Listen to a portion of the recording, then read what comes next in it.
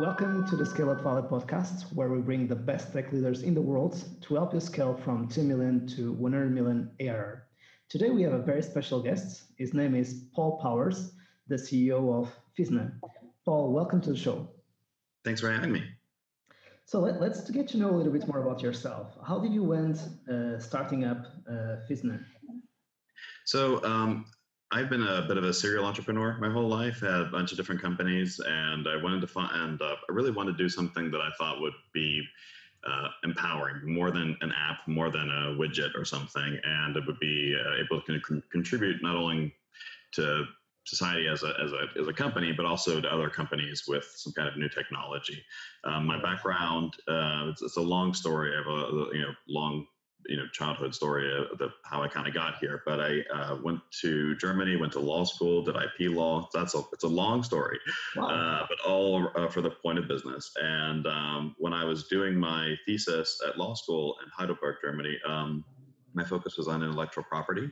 And what I learned about was that, no matter what area of intellectual property protection you're in, the only one you can typically find any kind of violations, but as soon as it comes down to something three-dimensional, the software goes away, right? So you could easily find text plagiarism, copies of logos, music, etc. through algorithms, but as soon as it's three-dimensional, it becomes problematic. Looked into why that was and found out that it's because 3D models, we live in a 3D world, but code is in 2D, so it struggles to understand that. And there's all these different file types and languages for 3D, and that was complicating it and making it very difficult to search between things, understand what the 3D models were, which meant that you couldn't really apply true machine learning to 3D, all these problems, and that was fascinating to me. So I started Physna to combat that, and Physna is short for physical DNA.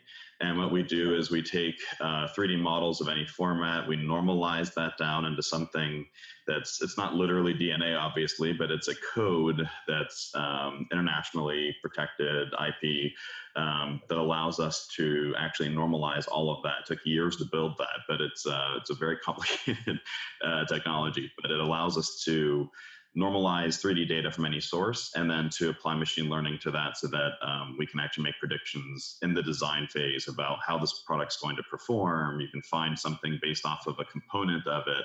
Right now what we're working on is advancing 2D to 3D search, meaning that you take a picture of, if you're taking a picture of a piece of furniture, for example, maybe you take a picture of the leg of a chair, but only the bottom half of the leg and from a really weird angle. But we can still know that represents the leg, which represents the table, which we're able to find all that and how things relate to each other. So we've already had some pretty successful tests with that. So that's we mostly work in the enterprise space. So a lot of engineers use it. There's some military contracts and stuff like that we're working on right now. And so basically anything that involves three-dimensional data and making that usable by software, that's kind of where we fit in. Got it. And in terms of the growth stage where you are in, so what rounds did you raise? What is the head count nowadays? So give us a little bit some context for the audience, please. Sure. So we're in a period of massive growth. We just finished our Series A round in July.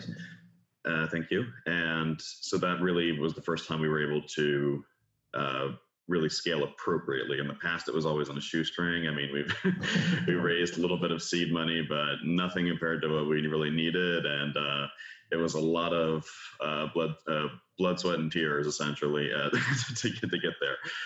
Not a lot of blood, but a lot of sweat and tears. Yeah, hopefully not, right? I did have to have blood taken for the key person insurance that I had to do. So there is blood involved. But other than that, not really. So it was, once we raised Series A, we were able to scale up accordingly, according to our needs. And we've got about 25 people right now, on our way up to 30. And that number could increase dramatically, but we want to make sure that we're, seeing returns in certain areas. There's several different project areas we're working on at the same time. They're all symbiotic and help each other, and they're not three independent random things, but one of those three or more, or maybe two of those three might outweigh another one, meaning we need to scale in a different direction. And right now we're still figuring out which direction we need to push the most resources into. So this is a very good point, the direction point. Ones who are listening to the show very often always know that we go through three main topics during the discussion of your scaling up journey. First one is your leadership team and how your role evolves as well. Number two is focus. That's where I think that's a very good deep down on this topic would be very interesting. And number three, it's all about how do we inspire execution and how do we fix the system instead of working ourselves as the system. Right. Feeling like the blood tear and sweat, yeah. Sweat part of it. Right. And in terms of the team, I imagine that 30 threshold, you start to feel that there are functions in the business and you need to have some leaders. They might not be yet VPs, they might be ads or even in some case managers that were promoted to ads because of their good job in the previous stages. But how is it evolving from being, are you by the way a solo founder or do you also have another founders in the business?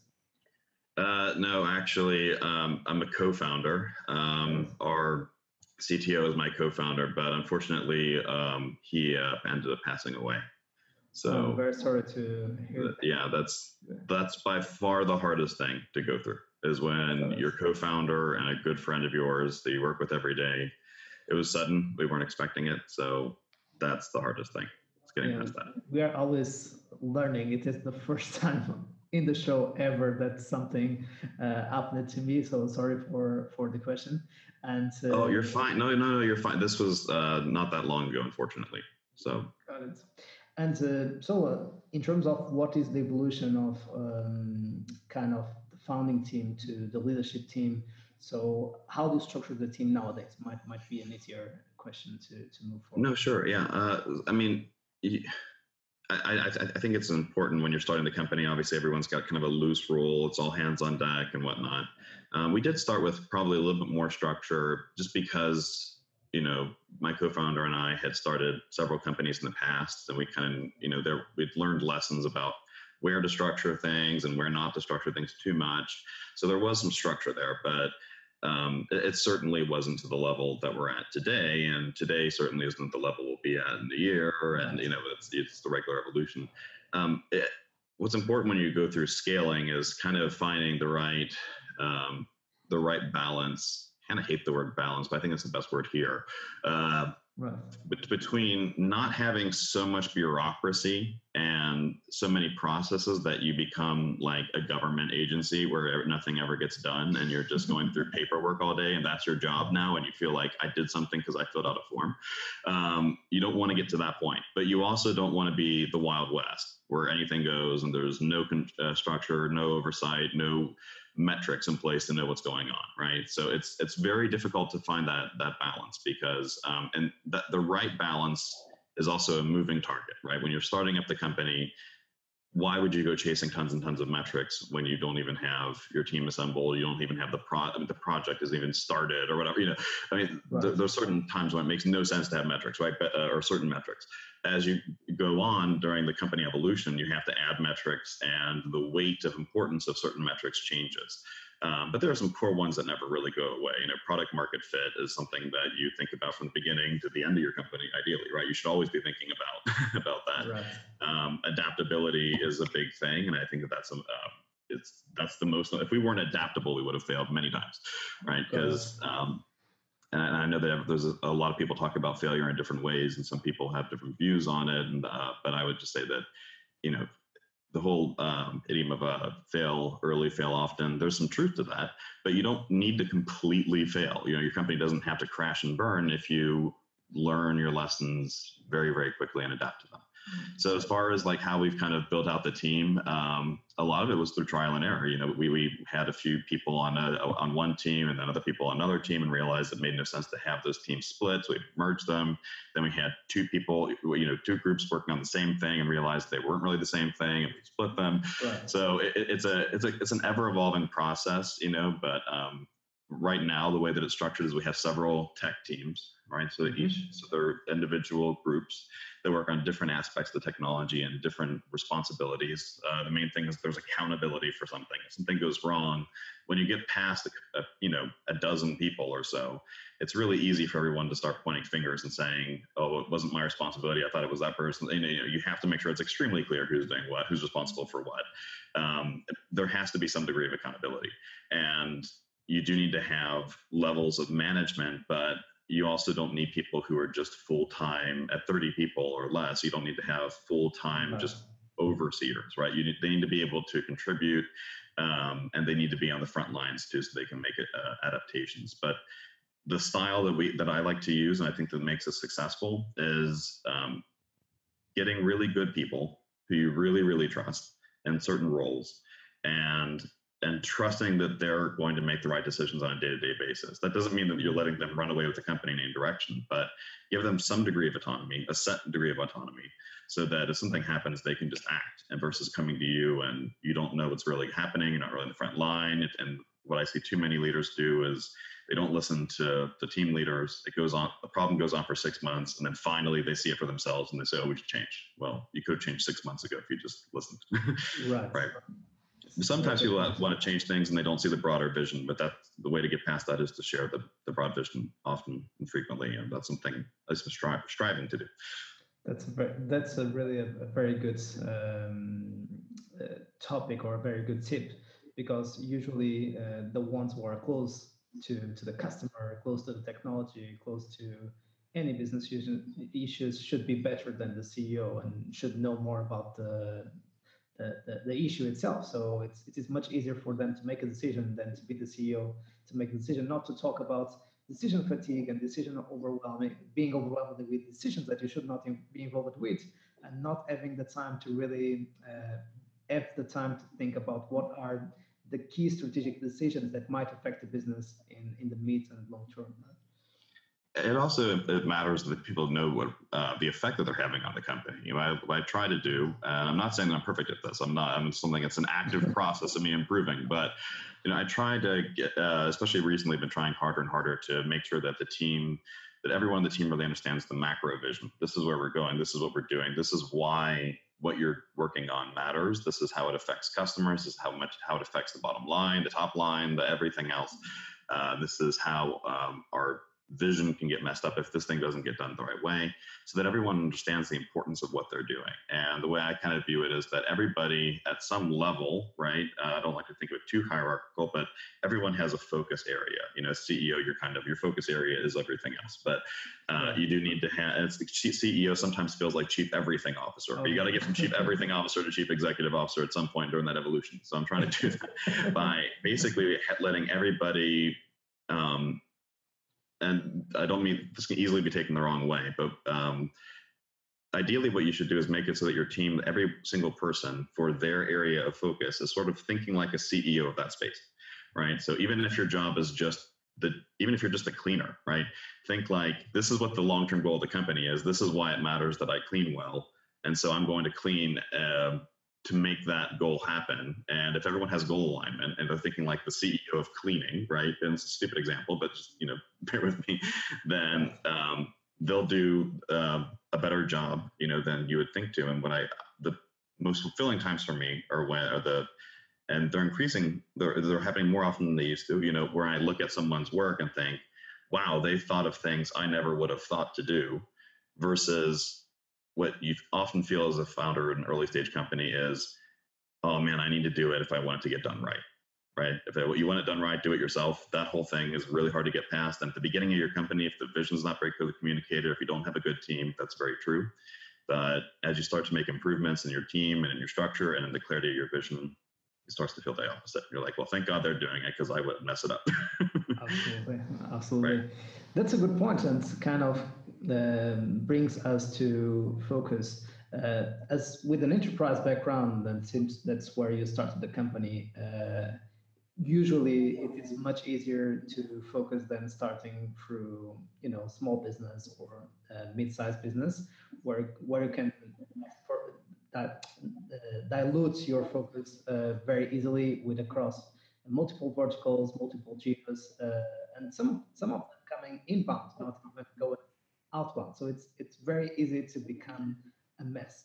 At the same time, you have feedback much quicker than in the enterprise space. So what were the main questions and the main bottlenecks that you had with in terms of finding out a specific vertical, a specific pain point, a specific use case across vertical that helped you to focus the company and the team? Well, we went through, there are, I guess, two types of companies, really. This isn't a unique thing. There are companies that build a product out and then search for a market, which I think are the ones that have the hardest time, right? This is the biggest problem. And then there are companies that they build a product that fulfills needs in a market, but then they often find that needs are shared throughout a wider community, right? So then it becomes a matter of what opportunity do I focus on? And that's very challenging and can be deadly if it's not handled correctly, but it also can be a way to expand greatly if you do it wisely, right? Mm-hmm. Luckily, we were kind of in the latter. Like I said, we didn't start this company on a whim thinking, wouldn't it be cool if it was really, we set this huge problem. The problem is what motivated me to start the company to begin with. And as we built the company and as we unveiled more and more of the product features, we discovered more and more and more and more problems in multiple industries because of the lack of 3D technology or 3D understanding, I should say, right? So we found way too many applications for our own good. And I mean, I would say in the first month after the product was kind of announced to the public, we were approached by 20 completely separate ideas about how to use it, big opportunities. And some of them seem, the numbers are astounding, and everyone's like, oh, you'd be an idiot if you didn't do this, or you'd be an idiot if you didn't do this. And you feel like, well, no matter what I'm going to do, someone is going to think I'm an idiot. But eventually you have to figure out for yourself what makes the most sense. And what we ended up doing, this was an evolution. We did not just make the perfect call at the beginning. What we ended up doing was adapting. We had initially our focus was purely, exclusively on IP protection, intellectual property protection, and how to monetize that. That went to plagiarism prevention in universities because we were pushed so heavily for that. And then we moved that on to 3D inspection automation for cell towers and large industry, right? And then it was quality control for a bit. And then this is all within a few months of each other, right? Really, really fast changes. Our product team absolutely hated me for a while because whenever I'd walk in, they'd be like, okay, well, everything I did this month is, I guess, getting scrapped, right? Because you would find something else and eventually you would see, oh, wait, maybe this actually makes more sense.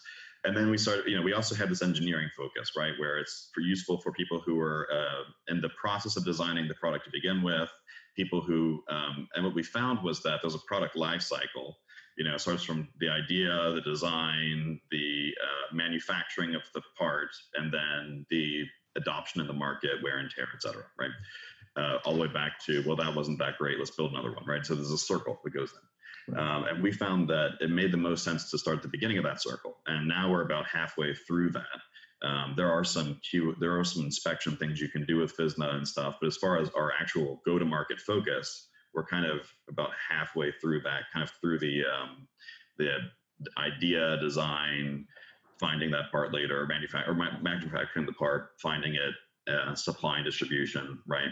And then there's some stuff later on we can do with inspection, quality control, and all that. There are some things that don't fit into there at all, like healthcare. Being able to detect.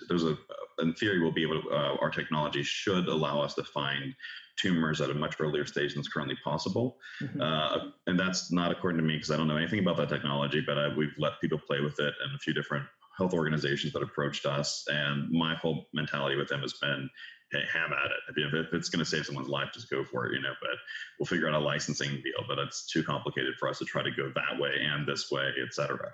So for us, I guess my advice, my tip would be once you discover your range of product applications, right? Try to map them out and figure out, okay, if all things look more or less equal, or there are a lot of unknowns, or it's just, it's hard to put you don't want to put all your eggs in one basket either. Because I also feel like if we had not adapted, And a lot of our advisors and a lot of people in general at the time told us not to change focus, not to get distracted, to stick with the plan. But looking back now, if we had done that, we would have absolutely failed, because there was information we didn't know about some of those markets, and there were reasons why we needed to kind of dabble and kind of figure or find our way. So I wouldn't say that you have to immediately pick the direction you're headed in. You need to kind of figure out what direction makes the most sense. And if you have a new product that hasn't come out before, I mean, if you have a coffee shop or something very traditional, it might not be this hard. But if what we were doing was something that was very, very unusual, we couldn't really even think of who's a real competitor for us. So, there's some that kind of are for certain areas, but then not really one-to-one. So it was really hard for us to figure out, what areas of application make the most sense. Once you figure out what that map looks like of all your areas of application, start where it makes the most sense and where you can scale the fastest, knowing that when you add on that next piece of either that next application or that next market, they should be symbiotic, right? So our thought was, hey, if we start on the engineering and supply chain side with Physna, and then later on we get used for quality control, well, that's pretty symbiotic, because the same companies very often are designing and making these parts, right? So, and then that way, what that means is if one day we do have two sales forces going out and selling both, if somebody goes out and sells the quality control side, it'll be easy for us to get the engineering side, and maybe vice versa. So it's a symbiotic relationship. It's a symbiotic approach. Whereas even though like I said, on a personal level, I would love to see the healthcare side work out, because I think for humanitarian reasons, I'm sure there's good money in it too, but I would love it if it would help save lives for sure. But if we were to make that our focus, first of all, I don't think we'd make it, because we don't know how that industry works on our own. And secondly, if we were successful there, it would be a pretty big leap to go from that into the industrial field, or vice versa, right? It's just too different. Got it. This is a very good point in terms of staying adaptable, and I believe there is, as you were saying, there is always a degree of product market fit even when you are scaling. So if you need to open a new geo, for instance, or if you need to open new segments inside a customer, even a new use case, as you were saying. But at a certain point, when we are scaling up, it's all about subtraction and kind of doubling down on what is working. That's why I like to say kind of the strategic exercise. It's all about subtraction. So what can we kill in order to scale faster, right? You have to think of it like a scientist. There's no right or wrong. You have a theory, you have a hypothesis, you go into the lab to test it. Some people make a mistake by only testing one thing. They test, if I mix this with that, does that give me this thing? Right. And they're stubborn about it, and they won't change anything. They say, no, this is the hypothesis. This is all I'm going to test. That's just this one product market fit. I'm just being laser focused. Some people mistake that for clarity of vision.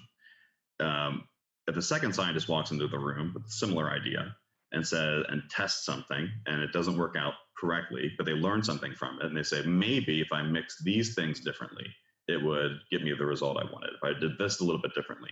And they test 4, 5, 6 things, whatever, but they do it quickly and they learn quickly. They're not spending forever on each one. They're learning and they're adapting immediately with every little exercise.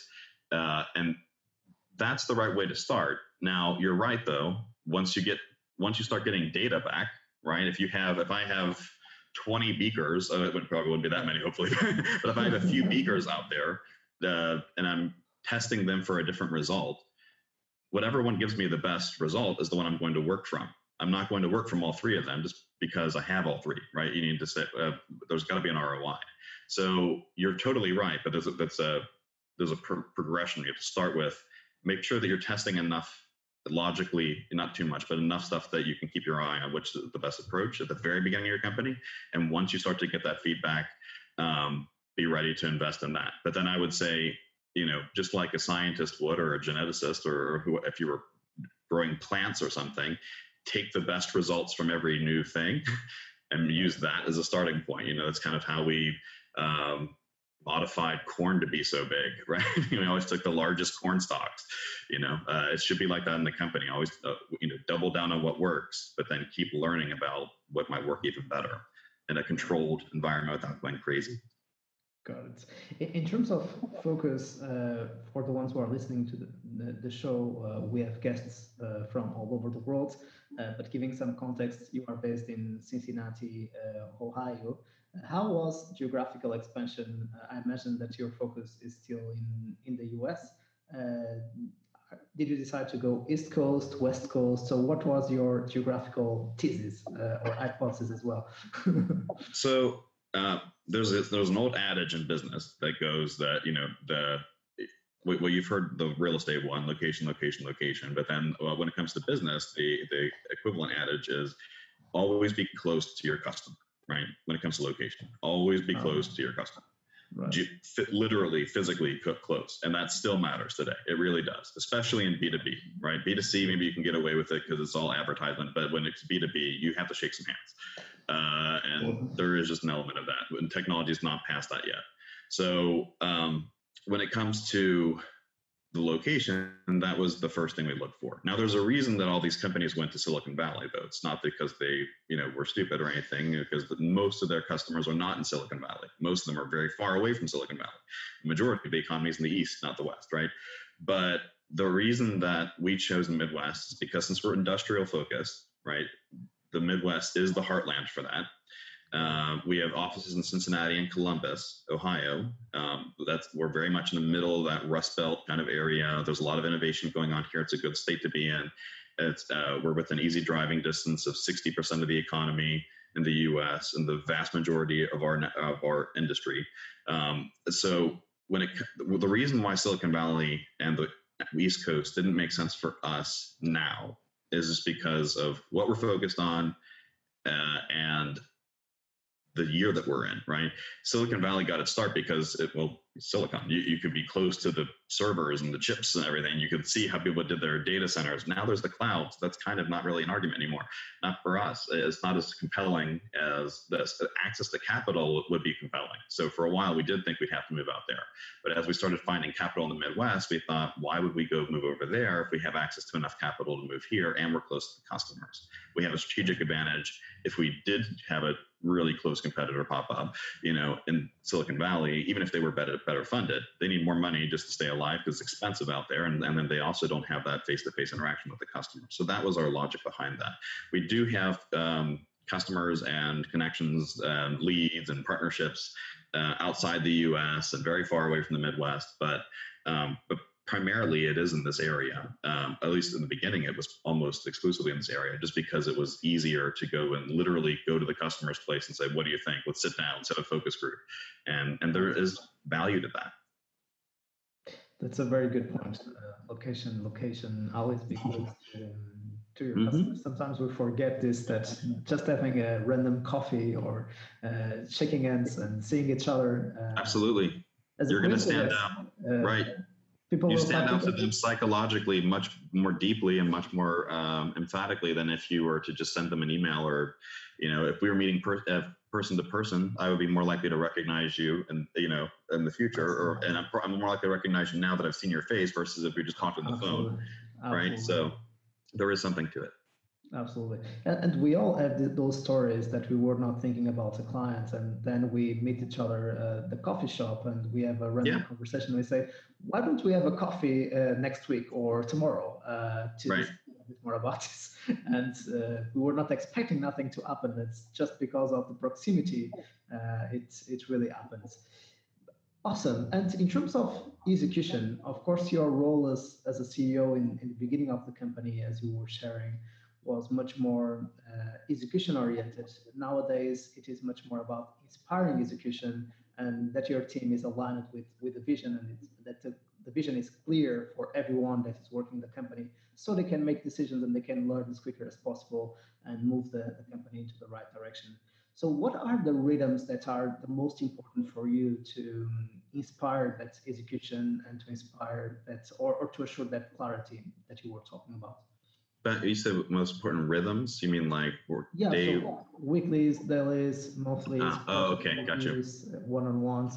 So what are those special rhythm for you? Kind of for some people is kind of going through the main opportunities every single week and understanding how we can move them forward, or just having a random conversation with a customer every single week to understand if they are enjoying the product or not, what we can learn. So what is important for you? Communication is extremely important, and it's something that we're working on at the company currently. In the past few weeks, we've made a lot of progress in that field. Actually, what starts to happen, and it's even when you know that it's happening, you try to avoid it. It's amazing how much you have to interfere directly with this, with this natural evolution if you don't intervene, of people kind of becoming too segmented. And what we were finding a few months ago was that our the developers and the salespeople were on different pages about different things. I would try to communicate things kind of clearly, but it would go and end up someone would convey the message to somebody else, and that kind of became like a telephone game, and things weren't as clear to certain people. And I also don't think that they saw that I was doing as good of a job of communicating the big vision. We started the company. We used to have these kind of like scrum meetings. We would, at the beginning of the day, or at least once a week, we would all get together and we would all talk. And what I found was that because some of the developers, I think this is true for many companies, they're a little bit more introverted. They weren't really speaking up as much. And I thought maybe I'm missing out on a lot because they're not feeling comfortable sharing their thoughts or whatever. So I decided to switch over to a system that was much more reliant on one-to-ones than on a general large company meetings. And I thought that might be, at least for the interim, more scalable. Obviously, at some point, you can't do one-to-ones anymore if we were to get 1 million employees. But for the foreseeable future, I thought we could do that. What I found from that was that the one-to-ones, I intentionally left them very unstructured because I wanted to be a casual kind of calm conversation. I would ask a few probing questions, but I wanted them to really just kind of start to talk and feel more comfortable and say things. And when I learned is that sometimes I think that I underestimated how people view that as. I'm sorry, did I lose you? Are you still there? You were frozen for a second. Okay. We lost you for a while. If you could just repeat the last segment, please. Sure. So I was talking about one-to-ones, right? Yep. Correct. Good. Let's make sure. Okay. Sorry. Yeah. So what I found from the one-to-ones is that some of the people, I think, were a little more intimidating by that format than I had expected. I thought that they would be more relaxed being one-on-one, but I didn't really think about the dynamic of employee boss so much as one person versus another. And I think that, and I try really hard to not have that culture be there, right? That's what I don't want people to think of me as a boss. I just want them to think of me as a person with a different role who's in charge of, this stuff. But I want that communication to stay open. But some people just have that ingrained in them. So I realized then that there was probably a cultural issue that people felt, even one-on-one, not apprehensive. They would talk to me, but I felt like they weren't ever telling me everything that they probably were thinking. So recently what we started to do was to go back to the company-wide meetings, but doing them a little bit differently, where they're more like exercises where you give people, instead of just saying speak up in front of the whole group or say nothing, right? It's more like, hey, let's all write down something on a Post-it note. Let's talk through this together, one person at a time, where they start to kind of learn that process and feel more comfortable doing that. And as we scale, that's something we'd like to make sure that we're doing in every team, at least, and then try to keep it company-wide as much as possible. So that's the route we're currently taking, is trying to keep it really hands-on, very engaging, and make sure that there's a method and a process to those meetings, where even if you are shy or introverted, you'll still have a way to get your thoughts out. Got it. Awesome. And before we come to the end of the show and the last question of the show, I still want to ask you one of those growth questions about the triple, twice, double, 3 times. So there's this rule that talks about some of the most successful SaaS businesses in the world who are able to triple 2 times, from 2 million to 6 million ARR and 18 million ARR, and then double 3 times, from 18 to 36, 36 to 72, and 72 to 144. which would get 5 years to go from 2 million to 100 million ARR. If we add another 2 years of mistakes, another 3 years of product market fit, so we would get there in a decade. That was a huge success. Do you think that is kind of realistic to aspire to double and triple every single year? It is part of the game, or do you have a slightly different opinion? It's very realistic. I actually don't think one word that I really hate is unrealistic. Reality is, and I think it's a very fundamental human thing. You know, we look at our peers for a gauge of what's realistic and what's doable and what's not. And that's unfortunate because what's realistic for person A might be unrealistic for person B, and what person C can do might be unrealistic for person A. But we've kind of all agreed on the sort of like law of averages where, okay, well, you know, the average person can do this stuff. So it's unrealistic to do more, but everyone has a different level of what's realistic. And I think that's true not only for individuals and leaders especially, but it's very much true for the companies that they're running, the markets that they're in. And at the end of the day, there's no such thing as unrealistic or impossible, because it would be extremely presumptuous for me to tell a human being or a company what is realistic or unrealistic for them to do, because I don't know every single thing that's going on inside their head. I don't know what they're made out of. I don't know what's going to happen tomorrow. I don't know if the economy is going to fundamentally change, if their company is going to change. So I don't believe in realistic versus unrealistic. It is realistic to do it, and it can be done. But there are some approaches that will not get you there and some approaches that will. And so it's not so much, I don't believe in, I know people like talking about odds all the time, especially when you're around VCs. They say, oh, only one in so many companies make it to this. And like, so yeah, whatever. That doesn't really matter, because at the end of the day, you're going, it's a combination of, just like your combination of nature and nurture, you know, your DNA and what you experience in life, your company's kind of like that. It's the people that you have in there and what they're capable of, and then the experiences that you go through as a company. No one can predict those. The best you can do is work on the team. I mean, unlike in life, you actually can work on the nature a bit. You can hire the right people, and then you can seek out opportunities that define the nurture part, the experience that you go through, at least in large part, right?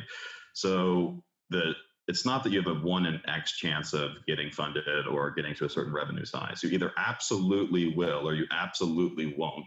But we just don't know, because we're the past of that future. So we don't know what will happen, but you have the ability to do.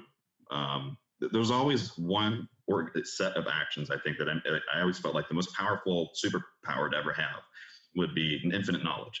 Because if you had infinite knowledge, you would have every other superpower, because you would know how to get it, right? How to obtain it. Very good. You would achieve everything you ever wanted to, because you would know how to achieve it. There might be some things you don't want to know, but you would know everything, so you'd be able to achieve anything. So, you know, we don't know everything, so we don't know what's possible. But if you had all the knowledge in the world, you would know that there is a set of actions you can take from any situation you're in today to any outcome that you want. I firmly believe that. It's just a matter of, can you figure out that puzzle? Some puzzles are easier than others, but there's a way for everyone, I think. Love it. That one. Glad that I asked it. So, and we came to the end of the show. So, if you would have the opportunity to meet yourself at the beginning of Physna, what advice would you offer to your younger self? It's a great question. There's a lot of advice I would give myself. And at the same time, there's not, because at the same time, I feel like some lessons can't be learned through advice, right? So there are some tips and tricks I would teach myself about being more organized, and I would definitely talk about, you know, certain types of planning better. I would tell myself what the market was going to look like in 2 years and all that. But in reality, you know, I think a better answer to your question that might be more useful for viewers, and is probably more of a useful statement, is that sometimes I tell people, if I could go back and change the past, for the most part, I wouldn't, because every time that you face adversity, every time that you totally mess up on something, you learn much more than just that one failure, right? You learned, there's a subjective or subconscious learning that's going on about all these different things that you did, and what you felt like when you were going through that process, and what parts of your what thoughts you ignored, what feelings you ignored, what feelings you chased versus thoughts or whatever. And you learn more than just, oh, this set of actions doesn't work. It's more about how you went about making that process, and you become stronger by going through these things. So I don't necessarily think that taking mistakes and failures away from people is doing them any service, because I think that if I hadn't gone through that, if I did have magically knowledge from the future about one or two things that was going to happen, and I was able to plan better and organize better, then today when I face inevitably I'll face more challenges in the future, right? I wouldn't be as well prepared for those as I am now if I didn't have to go through that in the past. Very good point. Paul, it was really a pleasure. Thank you so much for joining the show. Thank you. Appreciate it. And to our community, we keep here bringing the best of the best, so it can be a little bit easier to scale from 2 million to 100 million ARR. So thanks for joining, and see you in the next episode.